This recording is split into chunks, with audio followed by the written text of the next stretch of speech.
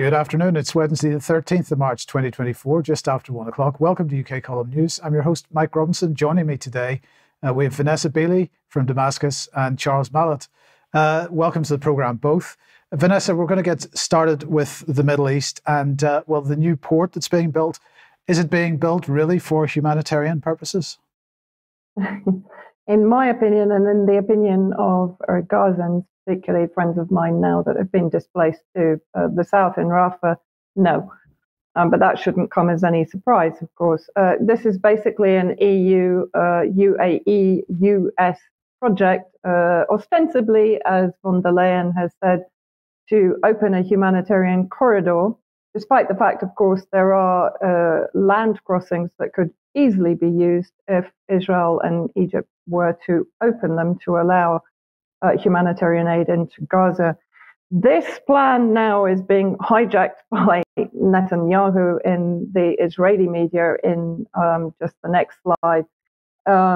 Diplomatic source, this is in Jerusalem Post, Gaza maritime route was Netanyahu's idea. This is an exclusive. And in the article itself, what does it actually tell us? So it talks about Israel Katz. Now, the foreign minister had drawn up plans for a maritime route via Cyprus involving a floating island. One of the complicating factors with a maritime route was the absence of a port in Gaza big enough to handle cargo ships. Here is where obviously the US comes in. Defense Minister Yoav Gallant, together with the Navy commander, the head of the coordination for Gaza itself, were briefed Sunday on the work needed to establish a naval pier. However, I'm not the only one to have concerns about the true purpose of this plan.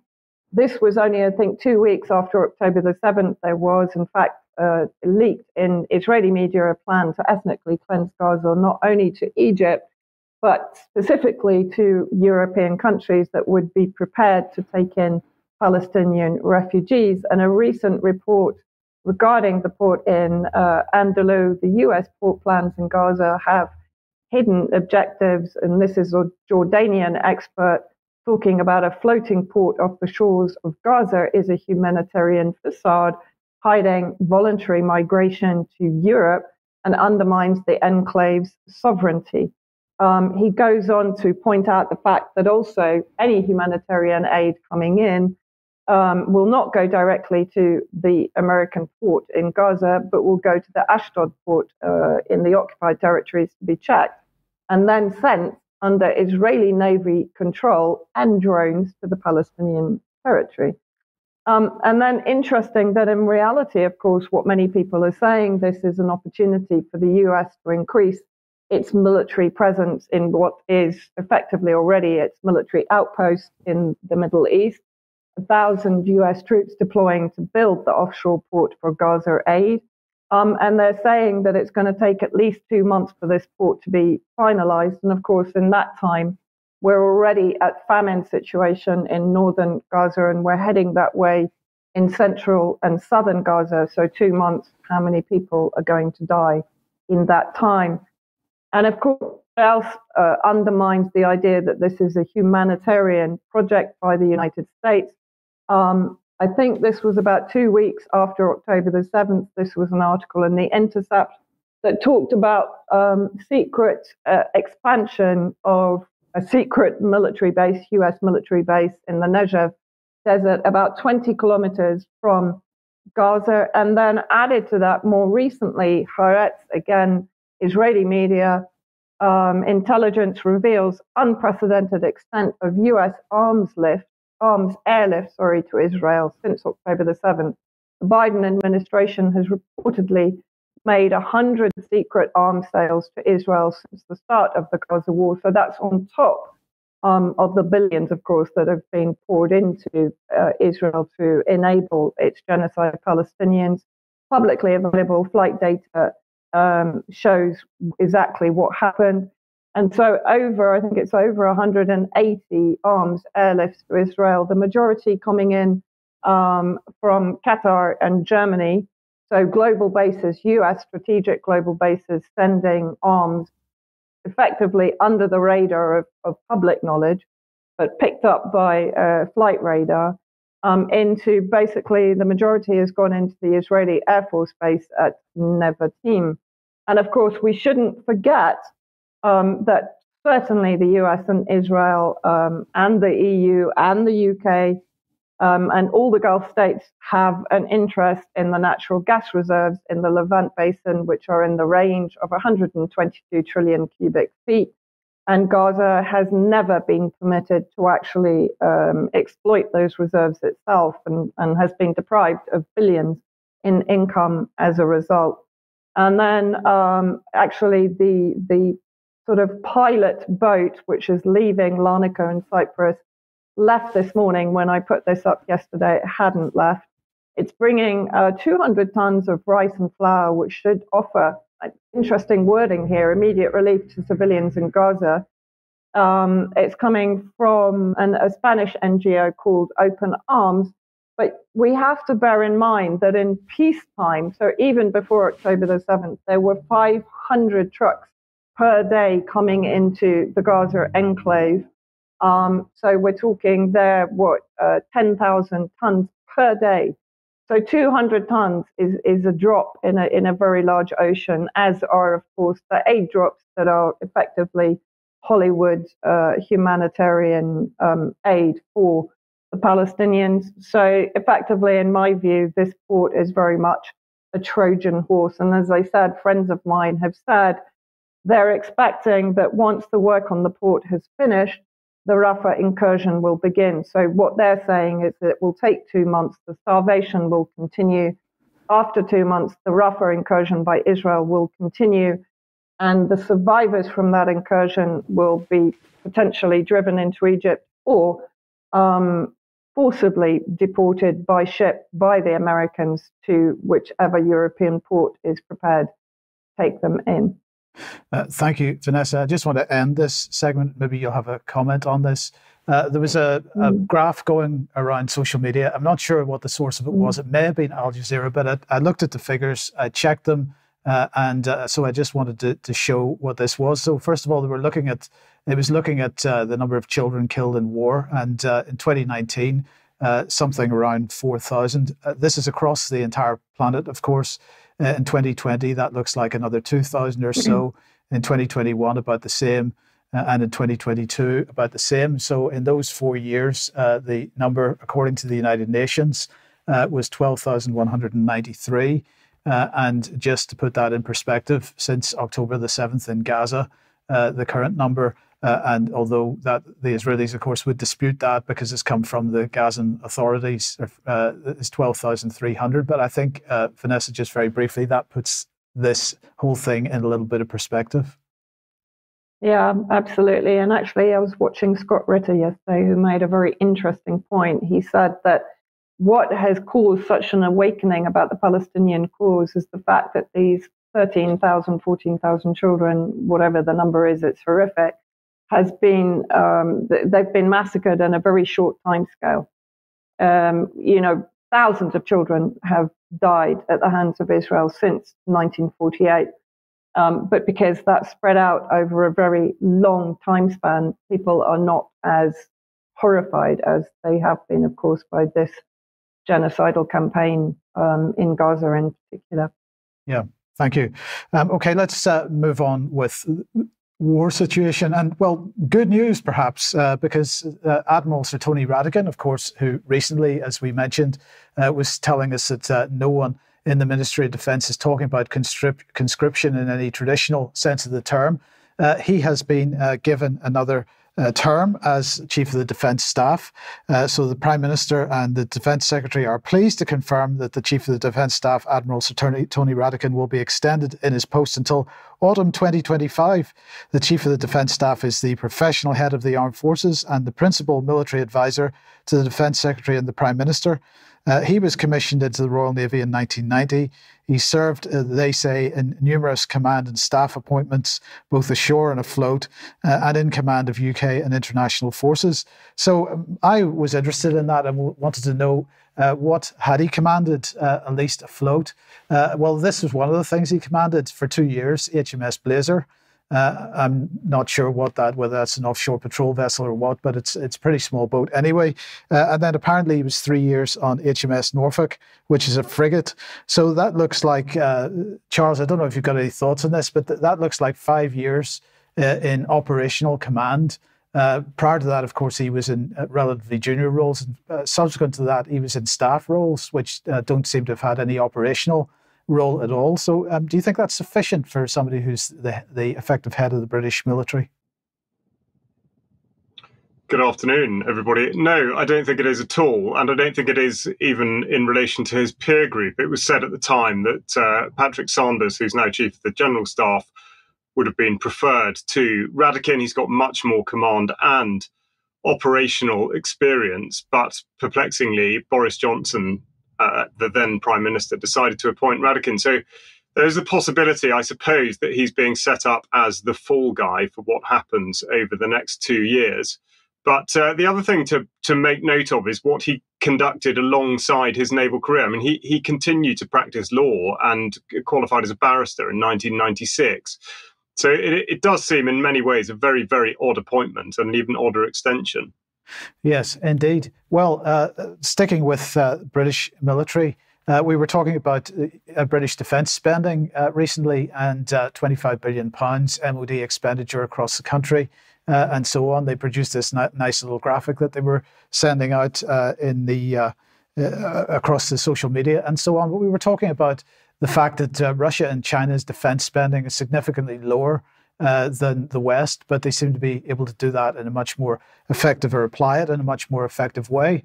Well, CNN now has published this article: Russia producing 3 times more artillery shells than US and Europe for Ukraine. So what they're saying is that Russia is producing about 250,000 artillery munitions per month.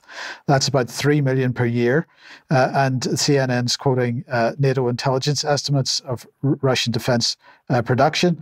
And that's compared to the US and Europe, which have capacity to generate only about 1.2 million munitions annually to send to, well, they're mostly sending them to Kiev, of course, at the moment.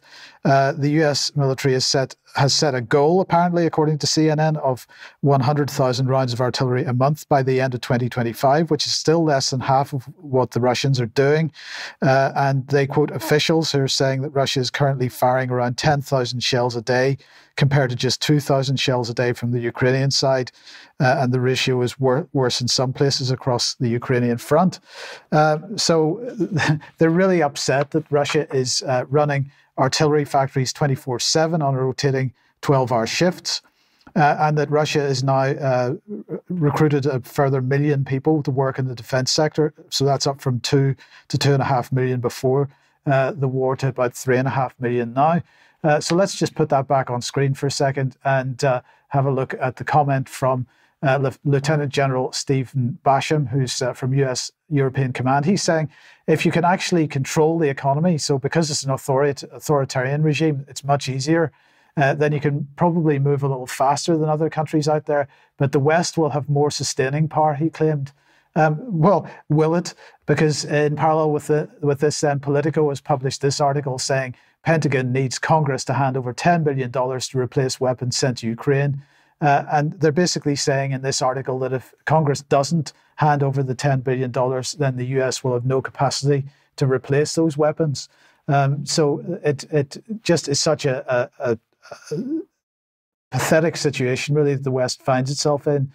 Has shut down its manufacturing capability to such an extent that even if it wants to bang the war drums, it's not really in a position to, other than through just a load of rhetoric. So anyway, in the meantime then, in Poland, the US have been basing military over there for a couple of years now. Here is Donald Tusk. He went over with Mr. Duda to try and persuade Joe Biden to send more troops to Poland. Sorry, he wants more. And he basically got down on his knees and begged, please, please, please, he said. And well, Biden, maybe this was the only word he knew at the time or something, but he said, nope, ain't going to happen. So the US refusing to send any more troops to Poland at this time, at least. Now, in the meantime, the question of what happens with the UK's nuclear deterrent is in the headlines as far as Chatham House is concerned. This is a few days ago. The failed Trident test that we talked about a couple of weeks ago highlights an imbalance in UK defence strategy, and Chatham House now pushing the narrative that really what we want to do is to give nuclear weapons to the RAF as well. Now, as we know, the US is moving F-35As into Lakenheath, and there's talk of nuclear weapons going to Lakenheath, the first time that the US has based nuclear weapons in the UK for quite some time. And the F-35, of course, the F-35A at least, set up to launch those tactical nuclear weapons we're talking about here. So Chatham House very keen that perhaps the UK might want to invest in some F-35As so that we can have some tactical nukes on ours as well as on the Americans. I don't think this is a really useful platform for that. But Charles, let's move on then to the UK's energy security.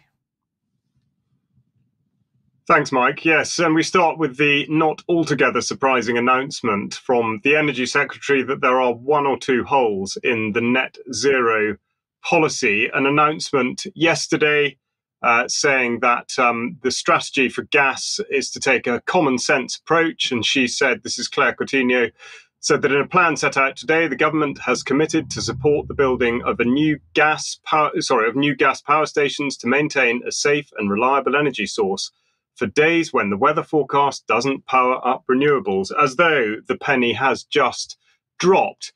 She goes on to say that this is the latest step in efforts to reach net zero in a sustainable, pragmatic way that rids the UK of the need to rely on foreign dictators like Putin. And this very much is part of the agenda.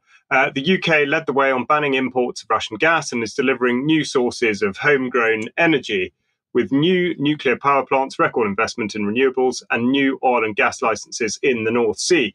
So let's see exactly how dependent upon that terrible dictator Putin we actually were. This is a House of Commons briefing paper, which is about the imports of fossil fuels from Russia. And we see here that in actual fact, in 2021, imports from Russia made up just 4% of the gas that we used.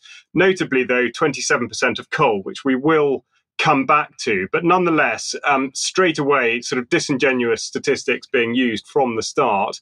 Rishi Sunak follows it up with an article in The Telegraph in which he also points out that renewables cannot be relied upon all the time because the sun doesn't shine at night and the wind doesn't blow all the time. So he says that this is how we will keep your lights on and your bills down. It's the insurance policy Britain needs to protect our energy security. Now, this recurring theme, while we deliver our net zero transition. And he continues, you can't protect national security without delivering energy security. The war in Ukraine reminded us all of that. A nation that is dependent on the whims of dictators for its energy supply can never be truly safe. Well, how consistent is his message? And in particular, we consider the relationship the UK either may or may not have with countries that are possibly or could be or have been declared as dictatorships by the United Kingdom. For example, we buy gas from China, Algeria. We bought gas from North Korea as recently as 2018, Nigeria, Qatar, and of course, the European Union. Even the Daily Telegraph last year, with a comment on Britain now being an elite dictatorship where majority opinions are crushed. And it's hard to disagree with the sentiment of Alistair Heath's point. Now, coming back to the security part of it, it's as though the narrative is in actual fact to push us towards the idea that everything that we do must be concerning NATO and Russia. And so we see that NATO is broadcasting a lot about energy security. This is from January, and they talk about NATO not being an energy institution, which of course it certainly isn't, but energy developments affect the international security environment and can have far-reaching security implications for the allies. And so they go on. Here's a picture of Jens Stoltenberg last year on the coast of Norway, effectively suggesting that that NATO is sort of verging on being a protection racket where it comes to particularly gas. And Norway, again, we'll come back to. But what we'll look at now is the energy that we do actually use in the UK at the moment, and in particular how the renewable side of it works. So this is from Energy Dashboard. This is taken at 6 o'clock this morning. And on the left-hand side, you can see the red arrow pointing at 17.3% of the energy being provided by gas, and notably at the bottom, 60% being provided by wind. Now, you might be thinking, oh, that's great. How admirable that wind is able to provide that. Of course, the moment the wind stops, that's 60% of energy that we need to find from somewhere else. The other part, though, that the Prime Minister and the Energy Secretary are not being entirely consistent on the right-hand graphic, is that 71% of the carbon intensity is coming from that 17%. So they've got to make their minds up as to what they really mean by all of this. For a bit more detail, we'll look at the Digest of Energy, UK energy statistics, which again picks holes in their narrative. We can see the graph starts here on 1996 on the left-hand side, and effectively in both supply and demand for natural gas in the UK, there's been a steady decline since the turn of the century. So it's frankly unrepresentative to suggest that this has become a problem just now. The graph on screen now, the bottom part shows exactly how dependent we are on Norway's gas, which supplies over half of what we use, and again makes relevant Sweden's recent move into NATO. And also we see from the graph export from the UK that actually before Russia made an incursion into Ukraine back in 2021, exports of natural gas from the United Kingdom had in fact gone up quite considerably. Now, I just close out by pointing out that the National Grid has renamed itself, or is renaming itself, the National Energy System Operator. And the reason I draw your attention to that is that they have rebroadcast the government line that the UK government has set a clear deadline for coal-fired power stations to cease production by October 2024. So what are we doing to make that happen? We won't go into that now, but we will put a marker there and have a look at it back in, in the future, in October of this year, to see exactly where the government have got to with that. You called NATO running a protection racket for, let's protect your gas pipelines. Is that what Nord Stream is about, do you think? Well, I didn't want to expand this segment too much, but I mean, it's a very, very interesting part of it for sure. And also the other bit that I didn't really mention was that in all the sort of NATO rhetoric does go very much, with your previous segment about conscription and about this idea that we must do something to protect our own energy security, and therefore come and join the armed forces to do so. And just finally on that then, Charles, I mean, when we look at what's going on with farming and the issue of farm security, with food security, and then we've got this issue of energy security, there doesn't seem to be a terrible momentum going on here to try to build the capacity that we need if we're going to maintain the type of population that we have on a longer term basis. Yeah, I think that's absolutely right. And it's been pointed out. I mean, the farming community, I think, is divided on whether or not net zero is a thing, in that whether the science behind it stacks up. And even for those that do believe that the changing climate can be driven by carbon dioxide emissions, they are still very quick to point out that in not producing foods here that are said to produce, a certain amount of carbon dioxide, that still has to come from somewhere. So it's just smoke and mirrors with how you're actually purporting to be putting forward these statistics. And I mean, really, they're a nonsense, I'm afraid. But exactly as you say, nothing being done really to address the population increase and the enormous pressure on all these systems. Yes. Okay. Thank you, Charles. Thank you for that. Okay. Now, if you like what the UK Column does, you'd like to support us, please go to support.ukcolumn.org. All the options to help us out are there. We are completely funded by our viewers and listeners and readers. So if you can help us, that would be fantastic. The shop is there if you would like to pick something up. But please do share anything that you see on the various platforms, especially ukcolumn.org and ukcolumnextracts.co.uk. Now, tomorrow at 1 p.m, the second part of No Smoke Without Fire, which is focusing on King Charles and his influence on the net zero agenda, is going out. This is Brian and Debbie discussing this issue. That's at 1 p.m. Tomorrow on the UK Column website in the usual places. I'd like to say thank you to everybody that's signed up for the Climate Science Masterclass. Now, we had planned that this would begin on Tuesday next week, Tuesday the 19th, and that's exactly what will happen. But we're actually going to run a second session in parallel, effectively Tuesdays and Thursdays at 7 p.m. so that anybody that wants to join on either of those days can do, or on both if you want to, if you've signed up for this. If you still want to have a look at the details of it, it's climatecourse.ukcolumn.org. But basically, we've had sufficient people sign up for this that we want to split it into two, so that maybe we can share people out between the two sessions and give more time for everybody to interact with David Siegel directly. So thanks again to everybody that signed up for that. The interview that I did with Matt Errett on the British origins of the UFO psychological operation is up on the UK Column website. If you haven't seen that yet, please have a look at it and do share it. And that's what we have for now. So back to you, Charles, and well, the issue of transitioning. Yes, thanks, Mike. Yes, specifically, if one believes it to be possible, transitioning gender. And this is the news that NHS England published yesterday, saying that they will no longer be prescribing what are called puberty-suppressing hormones, PSH. Puberty-suppressing hormones are not available as a routine commissioning treatment option for the treatment of children and young people who have gender incongruence or gender dysphoria. Now, where has this come from and what do we think about it? The NHS, in their statement, say what we have decided. They say NHS England has carefully considered the evidence review conducted by the National Institute for Clinical Excellence and has identified and reviewed any further published evidence available to date. We have concluded that there is not enough evidence to support the safety or clinical effectiveness of PSH to make the treatment routinely available at this time. Now, there are a number of things that fall out of that. The first, I've highlighted the date 2020. Why has it taken 4 years for the evidence review to be examined and considered in this way?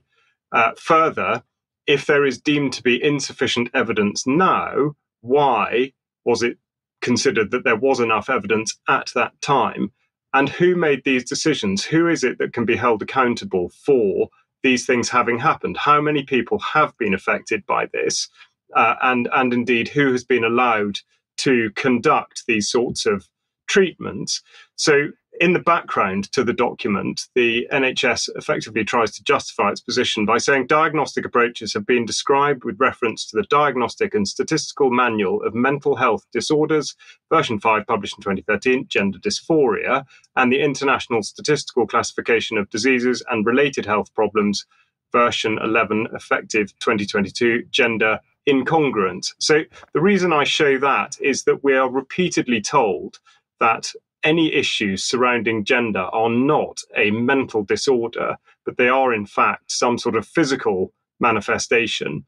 But quite clearly stated there, this is a mental disorder, and indeed, whether or not you believe it's fueled by influences on the children or it comes from within and is being, in effect, the flames are being fanned by these professionals. Either way, this is, in effect, a shocking admission that they proceeded to do this for a number of years with completely insufficient evidence that in any way what they were doing was the right thing. We'll go on to look at the particular drug of choice for the NHS, which is triptorelin, and some of the side effects. Now, the side effects, as you might imagine, are far too long to read out or list. But I thought concerning, since we just looked at the mental side of it, we'd look at the psychiatric effects. And listed here, bearing in mind this is prescribed to children, very common, decreased libido, sleep disorders or mood changes, and common psychiatric disorders, or side effects, insomnia, emotional lability, loss of libido, depression, depressed mood, or irritability. Now, does that sound in any way like the sort of drug that should be given to children who are already in a state of mental turmoil? I think not. But of course, the world being as it is, even though the NHS is saying that it can't prescribe this anymore, if you want to buy it, a very quick search on the internet produced Pure Peptides UK, where you can buy a bottle of triptorelin for £10 a throw. So again, no problem getting it. As I said at the beginning, I mean, perhaps we consider that the wind is changing direction. So I just want to point towards two private members' bills in Parliament at the moment. The first in the House of Lords, sponsored by Baroness Burt, the Conversion Therapy Prohibition Bill.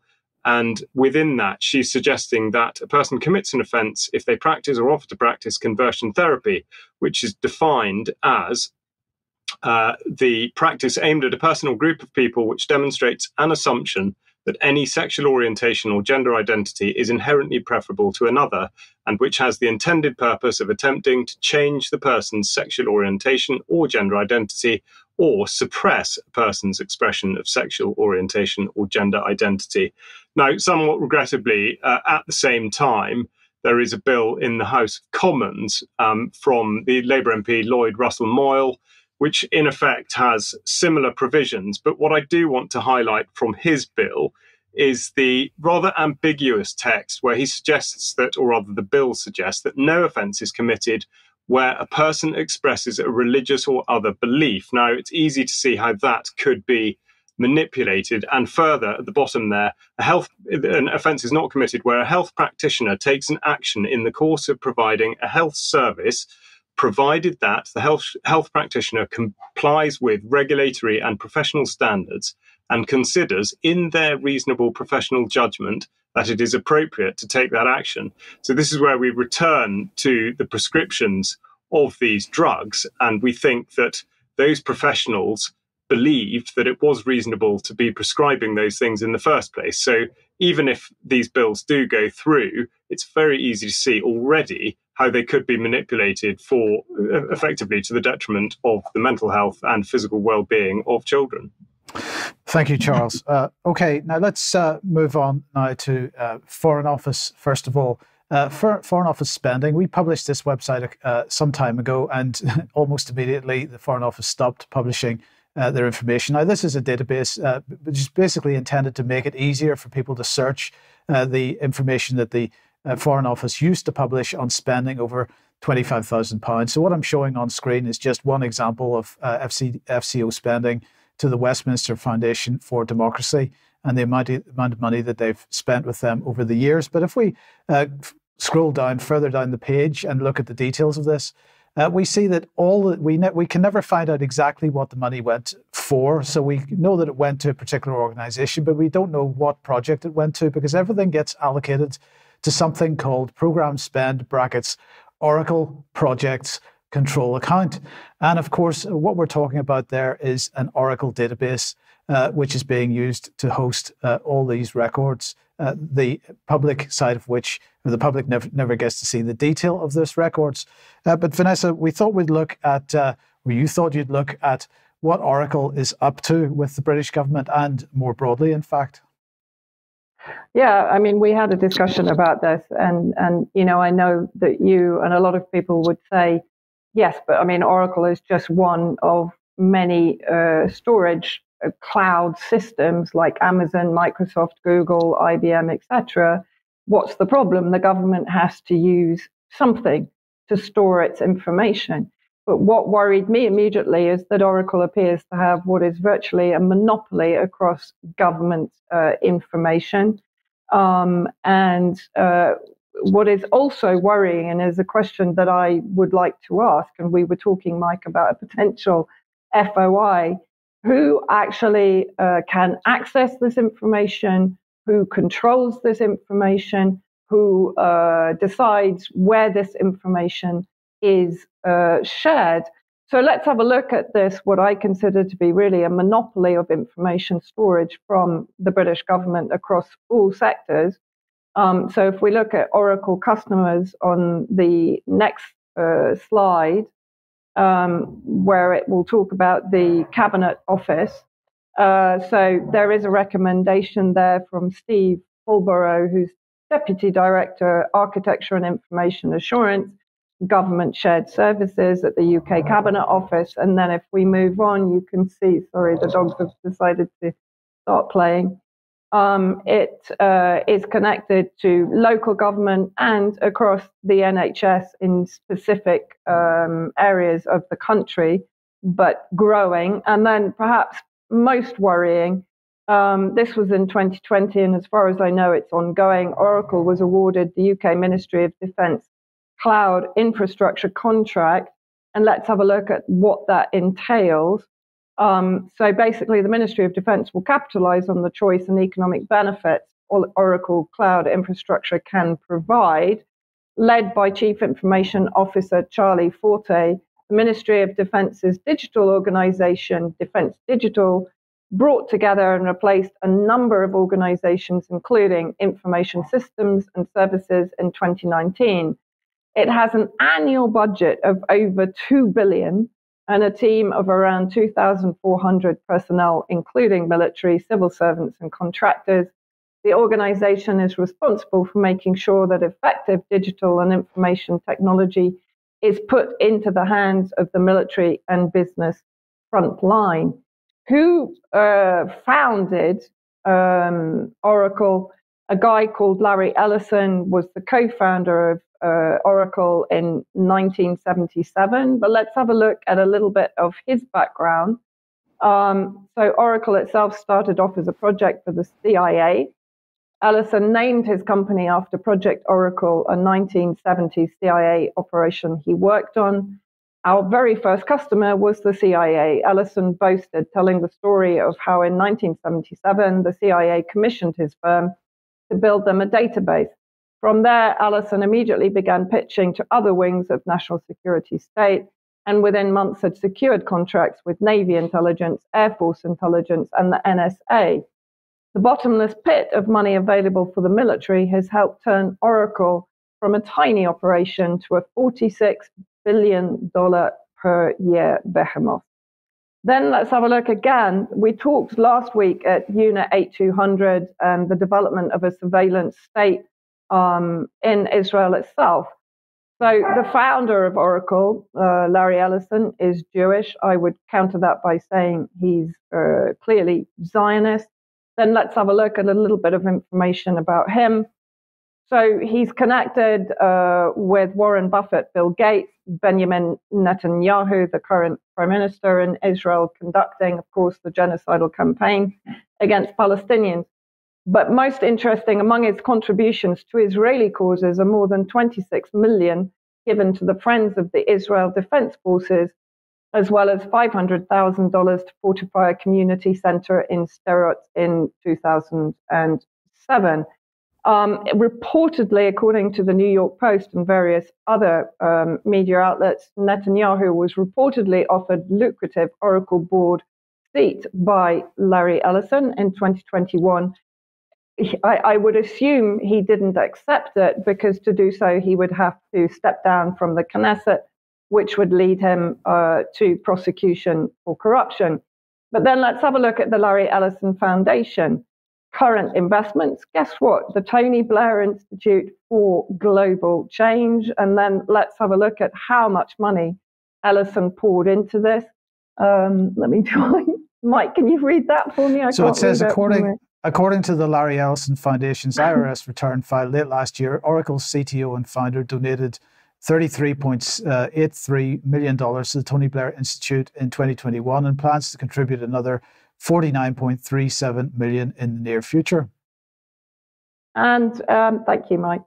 And guess what this is focusing on with the Tony Blair Institute and Oracle launched the Africa Vaccine Management in the Cloud. People can freeze that screenshot and read it for themselves or go to the Larry Ellison Foundation. Charles, that might be of interest to you. And then I took from an article by Mint Press News, Alan McLeod and Loki, the pro-Palestinian activist in the UK, openly pro-Israel tech group now has control over the UK's most sensitive national data. Now, Larry Ellison stepped down in 2014. However, he was replaced by Safra Katz, billionaire American-Israeli, who has also contributed to various Israeli organizations and contributed to the Trump presidential campaign in 2020. 1 second. Come here. And then if we look also, So while opening a new data center in Jerusalem in 2021, Safra Catz laid out Oracle's purpose, stating very clearly, we are not flexible regarding our mission, and our commitment to Israel is second to none. Sorry. Come here. I do apologize. This is a free world, and I love my employees, and if they don't agree with our mission to support the state of Israel, then maybe we aren't the right company for them. So very clearly stating that Oracle supports Israel and does not effectively stem any confrontation or distance towards that support. Larry Ellison and I are publicly committed to Israel and devote personal time to the country, and no one should be surprised by that. Catz made the comments in response to a question about Israel's poor human rights record and the rebellion of Silicon Valley employees refusing to facilitate the country's war crimes. In 2017, Catz was offered the position of US Director of National Intelligence. And interesting, you pointed out to me, Mike, that interesting how the UK government has basically kicked Huawei out of UK telecom networks because of what is considered to be a threat from China itself. And I would again remind everybody to look at the 2030 roadmap for UK-Israel bilateral relations, and bearing in mind Oracle's, let's say, partisan approach towards Israel, how many Unit 8200, the spy network from Israel, employees are actually at Oracle, and the extent to which Oracle now has control over the majority of the information from all sectors of the British government. Yes, thank you for that, Vanessa. We're going to follow up on this with other companies that are embedded in British infrastructure, whether that be government infrastructure or corporate infrastructure. So we will see how we do with that over the next few weeks. Now, I want to then move on to the DSTL, Portendown. So Theresa May was visiting. Here she is. Yesterday, I visited Salisbury, 6 years from Russia's brazen use of a chemical weapon on British soil. It was a pleasure to thank staff at DSTL Mod Portendown for their professionalism and for everything they do away from public view to keep our country safe. So, you know, she's not worried about making the point that Portendown's right beside Salisbury, where the alleged chemical weapons attack on the Skripals happened. But I just thought, for the sake of a bit of a laugh, we would have a look at some of the comments under this. So first of all, we have Honesty 2022 here saying the criminal perpetrator returns to the scene of her own crime. So somebody gets it. Then we have Rob Bravo here saying, yeah, and wasn't it an amazing stroke of luck that the first person to go to the aid of the Skripals was the chief nurse of the British Army? And indeed it was. And then we have Charlie Radner here saying, here we go, anti-Russia rhetoric mixed with the old fear factor. And let me guess, we must be sending more pounds to Ukraine, soften us up. Well, I think that's a fair point. But a couple of weeks ago, Charles was talking about Dragonfire, and DSTL all over their Twitter account over the last couple of days, really excited about Dragonfire. This is this, how do we describe it? The directed energy weapon. Let's have a look at a little bit of video that they've been posting on their Twitter feed. The Dragonfire laser has achieved a UK first with a high-power firing against an aerial target. With precision accuracy and costing only around £10 per shot, it's a potential game-changer for air defence. Working closely with industry, the UK continues to invest in cutting-edge technologies to keep the nation safe. So, Charles, you were talking about this a couple of weeks ago. They're clearly extremely excited about it. I mean, I'm not sure if you've got any more thoughts. Well, apart from it sounding like Liz Truss has done the voiceover for the publicity, yeah, I think they do seem to go on about the cost of it, the cost per shot. I mean, on a serious sort of defence note, if it were a capable technology and there was a certainty that it didn't harm the user, and that there was not collateral damage, all of those things I think are completely unproven at the moment, then in comparison with weapon systems that would wreak similar havoc, the price would be astonishing. I mean, you know, £10, if what she says is true, I'm not quite sure how that's calculated. And again, I dare say, like most of the figures we're presented with, it would have been arrived at via slightly spurious means. But it potentially is very capable. I think the question to ask is what is the intended purpose, and what sort of countermeasures would, for example, Russia have? And with everything else we've talked about, drones particularly, the Russians either have the exact same capability, or they have the countermeasure which is better established and more capable. So I think what remains to be seen is what on earth the intended operational use for this is. Well, that's a very good question. And so I wonder, is it about shooting down drones or other missile defense, or is it for setting forest fires, which help with the climate change agenda? But anyway, we can discuss that more in the future. I'm saying that a little bit tongue-in-cheek, but let's stick with DSTL. And they've decided to set up what they're describing as centres for doctoral training. So there are two of them being set up. These centres are going to enable novel research and provide a future pipeline of trained research staff in critical technology areas for defence. So it's not a huge amount of money. It's £16 million so far, but it's going to fund centres for doctoral training led from the universities of Southampton and Edinburgh. So let's have a look at the Edinburgh one in particular and look at the key areas that they're looking at. So artificial intelligence, autonomy, so that's autonomy of vehicles and so on, digital twins and human-machine interaction. So this fits in with the 6G video that we were showing, I think this time last week. But I want to focus for this purpose on the digital twins aspect of this, because many people aren't aware of digital twins. So let's just remind everybody what digital twins are. So this is from the IBM website. What is a digital twin? So let's look at their definition. A digital twin is a virtual representation of an object or system designed to reflect a physical object accurately. It spans the object's life cycle, is updated from real-time data, and uses simulation, machine learning, and reasoning to help make decisions. And of course, mostly this is being promoted as something which you apply to infrastructure. So if you create a digital twin of a railway network and you can analyze its maintenance requirements, you can analyze its any potential for problems on the lines and so on in real time. But my issue with this is the behavioral change in particular, because they're not just looking at digital twins of physical steel and infrastructure, they're looking at digital twins of human beings as well. This is something which is being widely researched in universities. Let's just bring a couple of the research papers on screen. So here is one, designing human digital twins for behavior changing therapy and rehabilitation, a systematic review. Here's another one, designing human digital twins.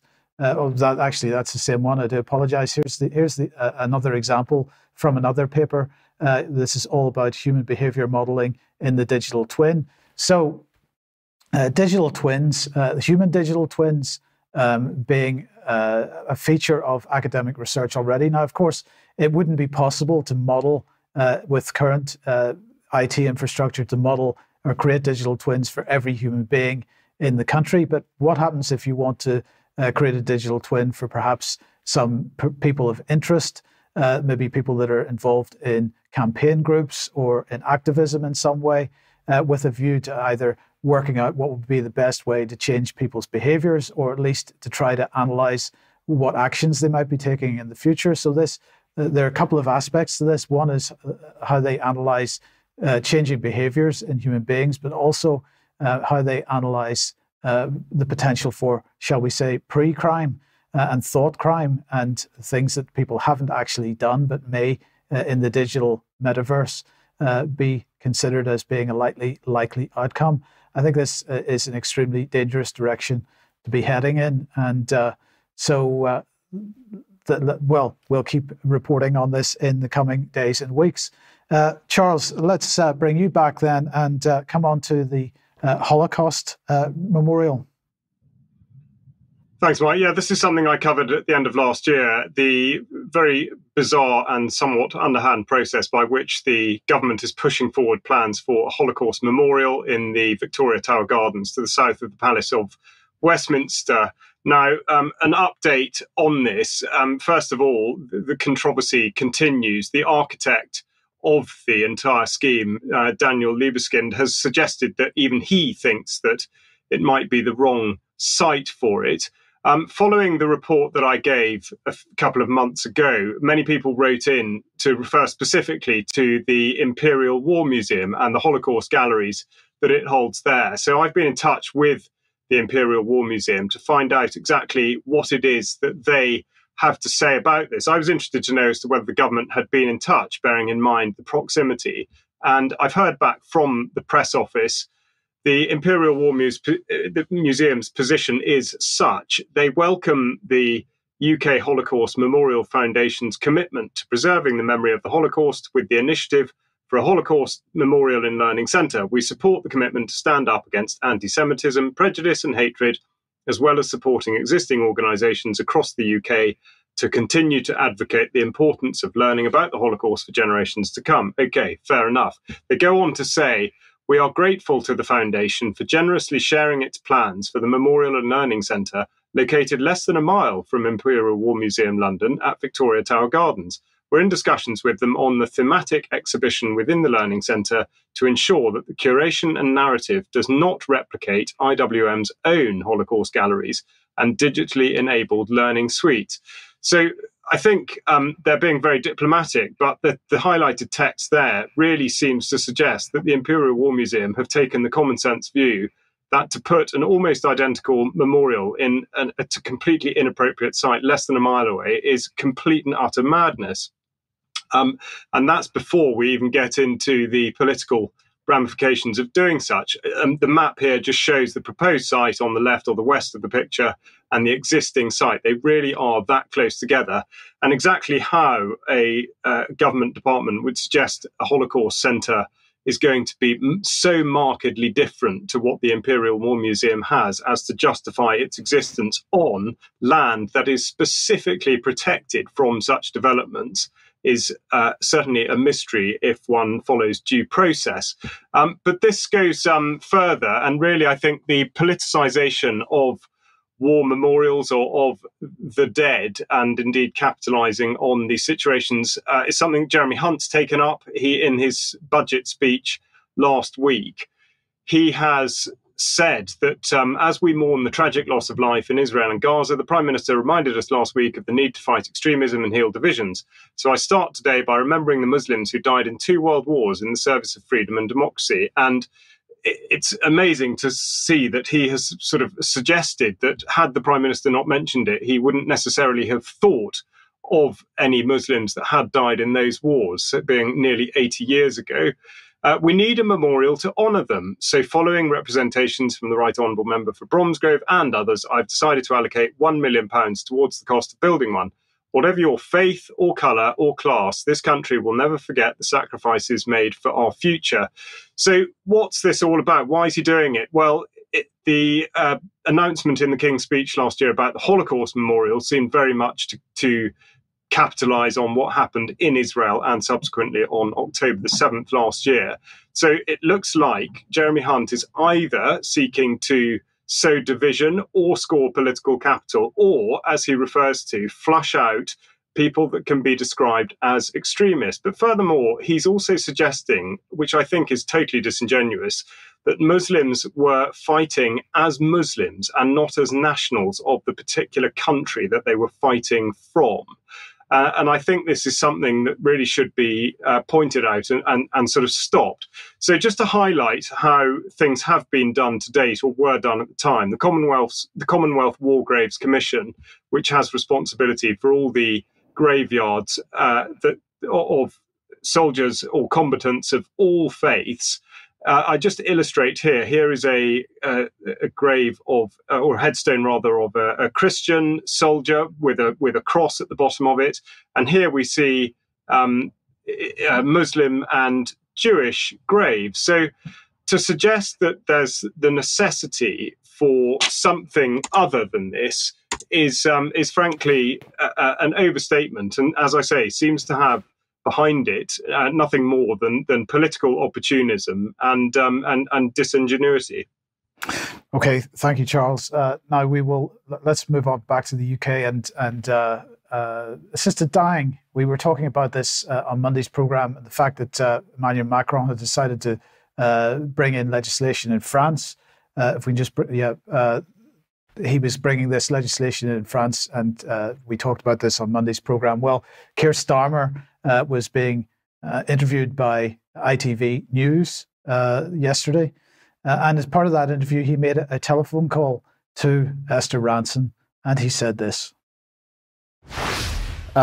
We are going to commit to this. I'm personally committed to it because, as you know, the current law is a complete prohibition, ban on assisted suicide. And then it's left essentially, and in reality, to the chief prosecutor, so me when I was sitting in that role, for 5 years, to decide which cases go forward and which don't. And I tried to get that right in all the cases I saw. But that's not a very good way of doing it. It ought to be for Parliament to decide. I'm personally in favour of changing the law. I can give you my commitment, Esther, absolutely, that if we are privileged enough to win the election, then we will make time for this vote. It'll be a conscience vote, obviously. But that's why cross-party support is going to be really important. So that is the position of Keir Starmer, and let's face it, he is likely to become the next Prime Minister. So we've got to be prepared for that. And if you feel that assisted dying is not something that you want to see being made routine in the UK, then it's time to start campaigning on that pretty soon. Okay, we got to finish, but we're just going to end with this because I saw this doing the rounds of social media. And I thought it was quite appropriate. So, okay, we're talking about Ireland here. So the headline is on the graphic, Ireland will change forever depending on who you vote for. Lots and lots of countries with elections coming up at the moment, the UK included. But if we scroll on down this, they're comparing the political parties. So on the left hand, they've got the Independents, the Irish Freedom Party, Liberty Republic, and so on. And on the right side, they've got mainstream parties like Sinn Féin, Fianna Fáil, Fine Gael, Green Party, Labour Party, Social Democrats, and so on. And they're looking at the sort of positions of those parties. So the party, the independent candidates and the various other smaller parties being pro-rights, pro-privacy, pro-freedom, pro-cash, pro-culture, neutrality, ownership, sovereignty, freedom of speech, and so on. And on the right-hand side, the mainstream parties being against rights, against privacy, against freedom, against cash, against culture, neutrality, ownership, sovereignty, freedom of speech, and the rest. I just thought that was a really interesting comparison. I think it's something that applies equally to the UK, to the many EU countries, if not all EU countries, certainly to the United States. I'm not seeing anybody standing in the presidential election who's going to be any different to the parties on the right-hand side. And we might want to consider that whenever we're looking for a candidate to vote for in the coming general election in the UK. It is a good point, well made, I thought. So anyway, we've got to leave it there for today. I'm going to say thank you very much to Charles and Vanessa for joining me today. Thank you all for watching. We'll be back in a few minutes if you're a UK Column member for some UK Column News Extra. Otherwise, don't forget No Smoke Without Fire at 1 p.m. tomorrow. And we'll be back for the news on Friday with Debbie and Ben as usual. See you then. Bye-bye.